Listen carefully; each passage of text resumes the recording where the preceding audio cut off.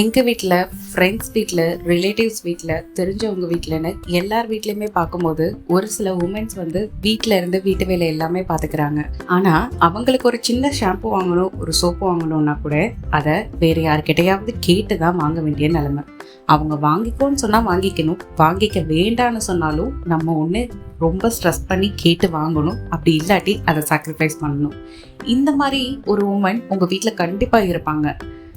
எல்லாருக்குமே வெளியில போகணும், வேலை பார்க்கணும், சம்பாதிக்கணும், நம்ம நினைச்சதை நம்ம வாங்கிக்கணுங்கிற அக்கறை கண்டிப்பா இருக்கும்.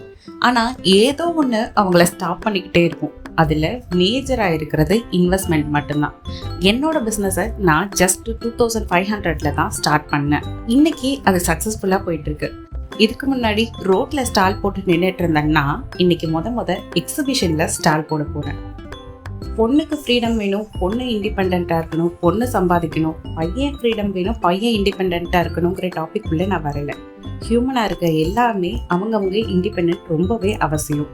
அதனால இங்கே மணிக்காக ஒருத்தவங்க டிபெண்ட் பண்ணி இருக்கிறாங்க. எனக்கு சின்ன தேவைன்னா கூட நான் ஒருத்தவங்க கிட்ட கேட்டு வாங்க வேண்டிய நிலைமை இருக்குது அப்படின்னா அதை கண்டிப்பாக நம்ம தான் மாற்றணும்.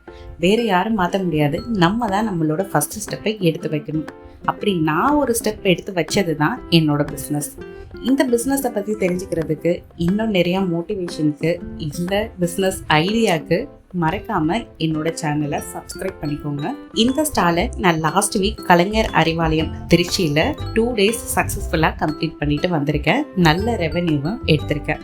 அப்கமிங்கில் எங்கெங்கே நான் ஸ்டால் போட போகிறேன், எந்தெந்த எக்ஸ்போவில் பார்ட்டிசிபேட் பண்ண போகிறேன், என்னோட பிஸ்னஸ் ஸ்ட்ராட்டஜிஸ் என்ன, அது மட்டும் இல்லாமல் நான் ஆன்லைன் பிளாட்ஃபார்மில் எப்படி சேல்ஸ் பண்ணுறேன், எல்லா டீட்டெயில்ஸையுமே நான் உங்களுக்கு சொல்லித்தரேன். கற்றுக்கிறதுக்கு மறக்காமல் என்னோட சேனலை ஃபாலோ பண்ணிக்கோங்க. மறக்காதீங்க, நமக்காக நம்ம தான் யோசிக்கணும், நம்ம தான் ஃபஸ்ட் ஸ்டெப் எடுத்து வைக்கணும்.